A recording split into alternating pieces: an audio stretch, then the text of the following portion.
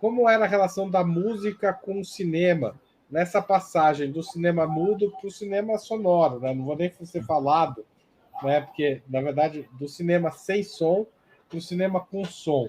Porque a música está antes também, né? No cinema sem som, né? O cinema mudo. Queria que você contasse isso e dissesse um pouco do caso russo e soviético, porque, enfim, a música é muito importante também nessa época, né? E, afinal de contas, é a sua especialidade. A música é sem dúvida muito importante nessa época e o Sergei Eisenstein ele tem toda uma reflexão sobre esse aspecto sonoro musical dentro do pensamento e da obra artística dele. E Sergei Eisenstein tem a grande sorte de ter como colaborador do seu primeiro filme o compositor Sergei Prokofiev, que é muito conhecido no Brasil, sobretudo por duas obras, que é Pedro e o Lobo, eu diria, e Romeu e Julieta.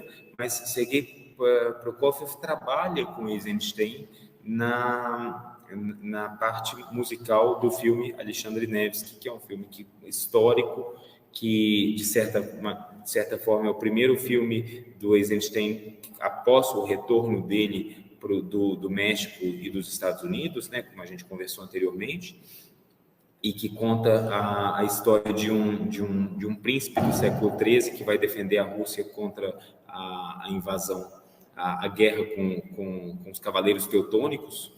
É importante a gente lembrar Durante a que guerra, né? Ele está filmando isso, durante a Segunda Grande Guerra. na verdade, ele filma isso em 1937 e 38. Então, justamente num momento onde a Europa passava pela ascensão do nazismo.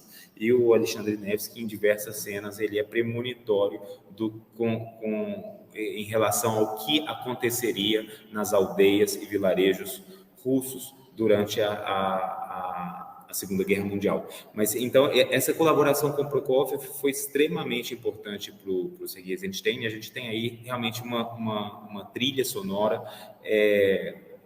pensada para o filme, não é uma trilha que foi utilizada no filme, é uma trilha que hoje tem uma vida fora do filme, uma cantata belíssima, né, Alexandre Nevsky, que inclusive eu acho que recentemente foi feita em São Paulo, mas é muito impressionante ver como que a música é fundamental, inclusive para o processo de edição de imagens, né? Então, assim, isso foi algo que foi extremamente importante para o Eisenstein e que também é utilizado muito depois, inclusive no cinema de animação, onde a gente tem filmes aí, como, por exemplo, a Gaita de Vidro, com uma trilha sonora assinada pelo Schnittke.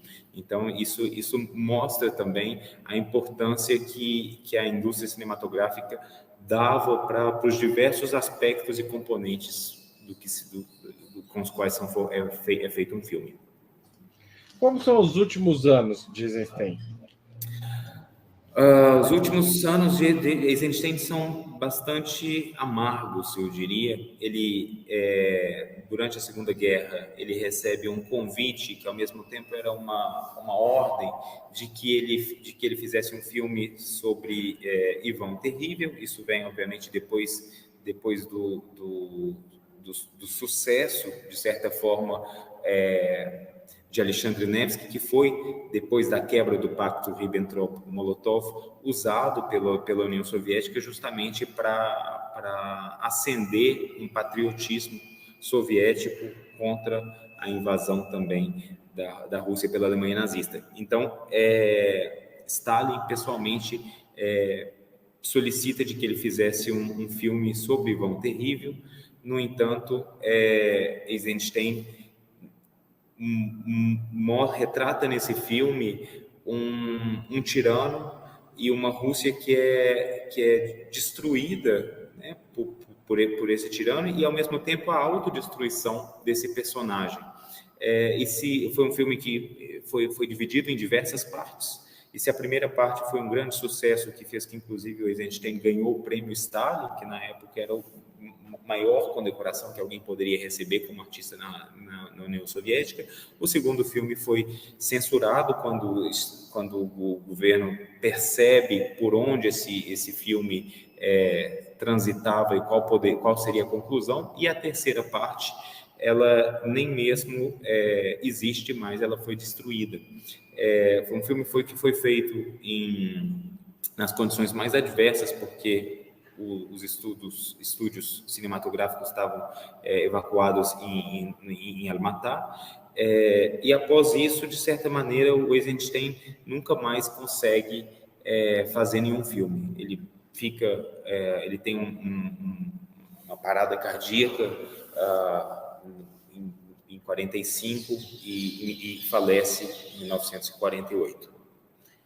Sendo que a segunda parte do filme ela é exibida somente em 1958, ou seja, 10 anos após a morte do Eisenstein e somente após a morte de Stalin.